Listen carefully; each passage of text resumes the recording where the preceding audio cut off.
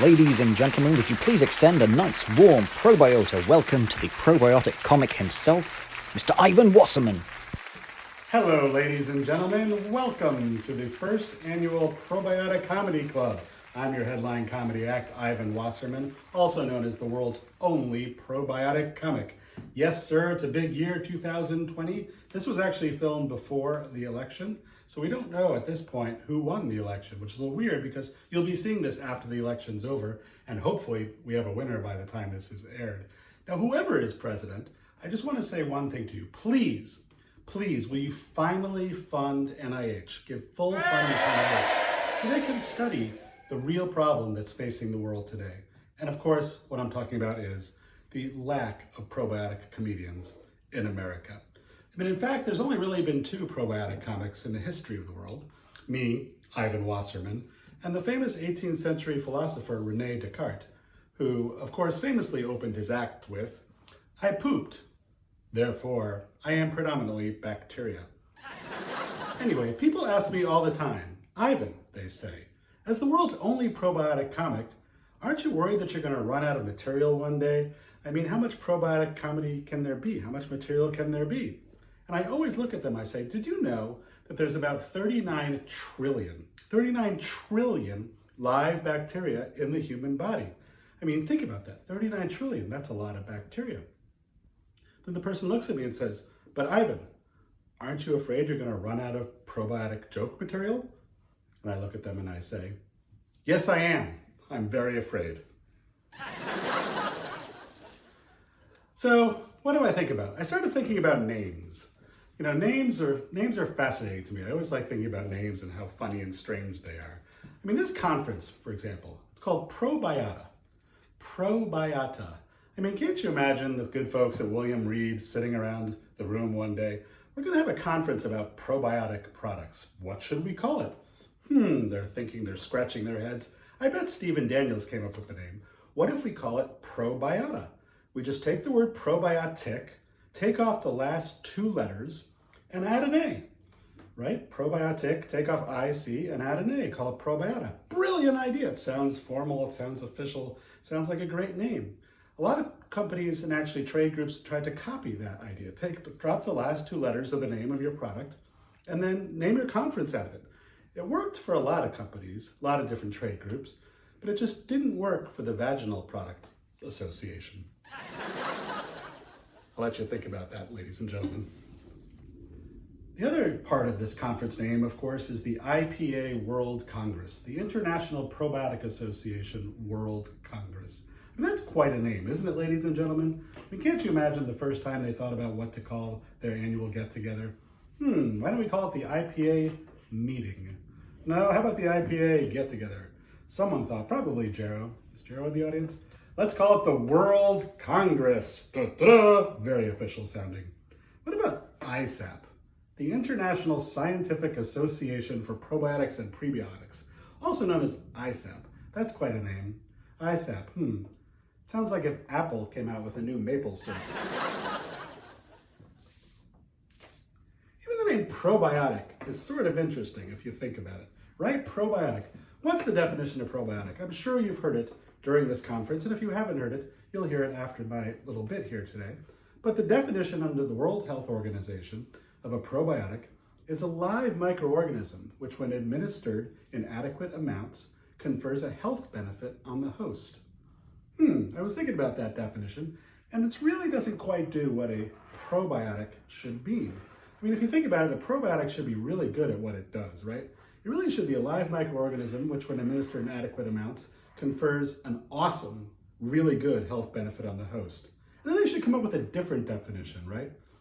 Live microorganisms, when administered in adequate amounts, confer an okay benefit on the host. Of course, what are those, ladies and gentlemen? Amateur biotics. Prebiotics. Ladies and gentlemen, prebiotics have some crazy way out names, don't they? Here's a little joke I like to play. You can try it too. Next time you're in Starbucks, think of the absolute most annoying drink order you could ever think of. Proudly walk up to the barista and order whatever. Order like a quarter calf, half soy, half oat milk, foam latte, but make sure the foam's only 1/4 foam. Then put a little foam again at the top. Leave room for sweetener, but not too much room. Maybe screw up your order a couple times and reorder it till she's absolutely going insane. Finally, agree to your order.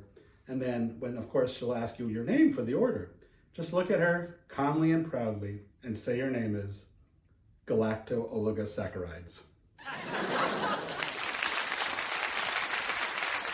Speaking of names, of course, the biggest name issue facing the probiotic industry this year was the name change for the Lactobacillus genus. As all of you probably know, you probably heard it during this conference, what used to all be called Lactobacillus has now been renamed into many different genuses, which is kind of interesting, right? But what we've been thinking about, I think, is a little bit narrow-minded.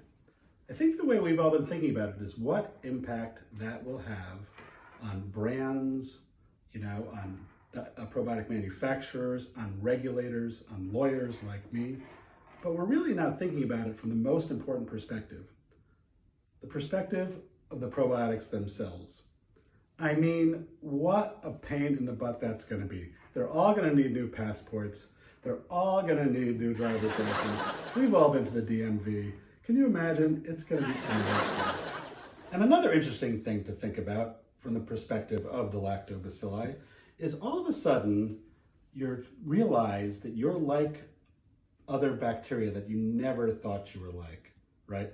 I mean, one day you were making fun of Steve, that lactobacillus who used to eat prebiotic glue as a kid. And then all of a sudden you're divided up into different categories and poof, oh my God, I'm in Steve's group? I mean, you want to be with the cool lactobacillus. The one good thing about it, I'm sure from their perspective, is jury duty, right? I mean, can you imagine walking into jury duty as a former lactobacillus and the clerk of the court calls out, Lactobacillus brevis? Is Lactobacillus brevis here? And you're acting all cool, and because you're not Lactobacillus brevis anymore. You're Levolactobacillus brevis. So you're not showing up for jury duty. So before I go to the musical part of my act, I just want to tell one joke for the sort of non-American or part of the audience out there today. Most of my jokes are obviously US based. I am American, but we Americans do like to appreciate other world cultures and speak other languages. So this one goes out to my Danish friends out there. A lot of Danish companies in the probiotic business. Here you go. Why did the FDA fullmagt cross the way? To put a margie on the Kewling.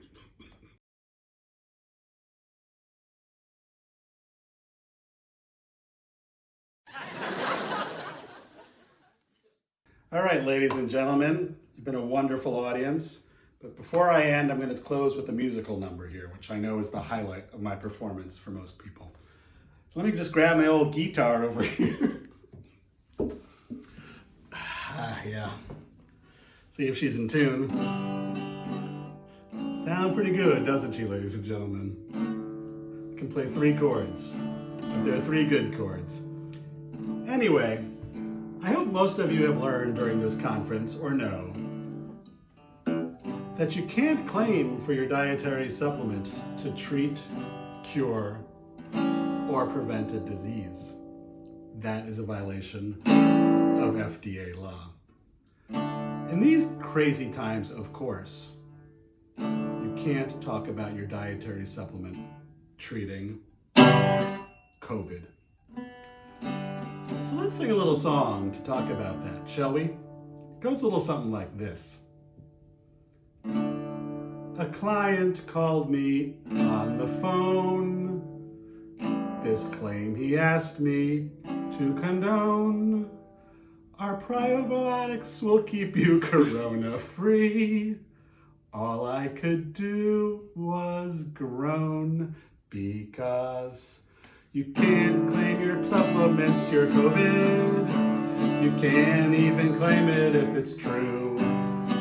You can't claim your supplements called COVID. I just wouldn't do it if I were you. One day I was on another Zoom. This guy had discovered a new mushroom. He asked if he could say it kept Corona at bay. I wanted to hit him with a broom because, oh, you can't say your supplements cure COVID. You can't even say it if it's true. No, you can't claim your supplements cure COVID. I just wouldn't do it if I were you. Last month a client called to ask if his label could feature a mask with the line that says stay virus safe.